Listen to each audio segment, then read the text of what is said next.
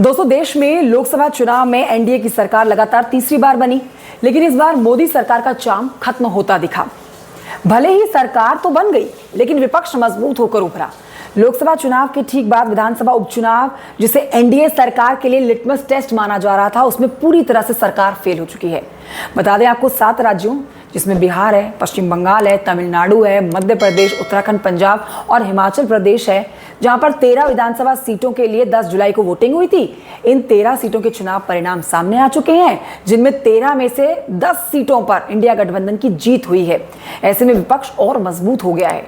माना जा रहा है कि इस जीत से विपक्ष को बूस्टर डोज मिलेगा। जानिए इस जीत के मायने क्या है। पूरी खबर विस्तार से आपको बता रही हूँ, वीडियो को अंत तक देखिए। लोकसभा में इंडिया गठबंधन ने अच्छा प्रदर्शन किया था, चाहे वो बंगाल हो या फिर महाराष्ट्र हो। विपक्ष पहले से मजबूत बनकर उभरी है। इसकी झलक लोकसभा के पहले सत्र में भी देखने को मिली है। विपक्ष के मजबूत होने के कारण लोकसभा में खूब हंगामा भी हुआ। खुद विपक्ष के नेता राहुल गांधी भी आत्मविश्वास से लबरेज नजर आए।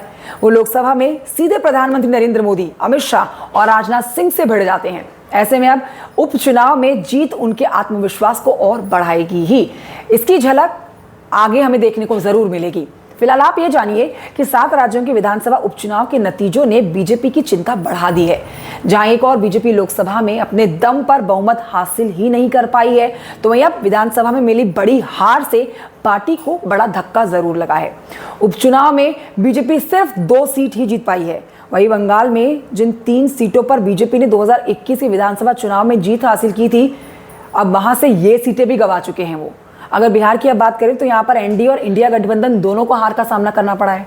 रुपौली में तो सीएम नीतीश कुमार का जादू नहीं चला और ना ही 5 बार के विधायक बीमा भारती का कुछ खास कमाल हो पाया।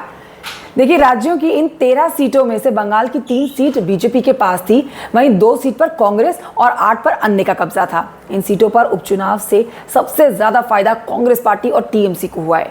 कांग्रेस ने 13 में से 8 सीटों पर जो अपने उम्मीदवार उतारे थे, पार्टी ने उनमें से 5 सीटों पर जीत दर्ज की है। वहीं बंगाल में ममता दीदी का दबदबा बरकरार है। नतीजे तो यही बताते हैं।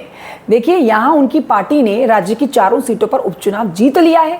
इसके अलावा पंजाब में आम आदमी पार्टी अपनी सीट बचाने में कामयाब हो गई है। वहीं सबसे ज्यादा चौंकाने वाला नतीजा तो बिहार के रुपौली सीट का रहा है। दोस्तों, यहाँ निर्दलीय प्रत्याशी शंकर सिंह ने आरजेडी की बीमा भारती और जेडीयू के कलाधर मंडल को हार का स्वाद चखा दिया। देखिए, बंगाल की राणाघाट दक्षिण, बगदा और रायगंज सीट पर बीजेपी ने 2021 विधानसभा चुनाव में जीत हासिल की थी, लेकिन अब पार्टी को इन सीटों पर हार का मुंह देखना पड़ा है। बंगाल की इन तीनों सीटों पर बीजेपी विधायकों के इस्तीफे की वजह से उपचुनाव हुए हैं।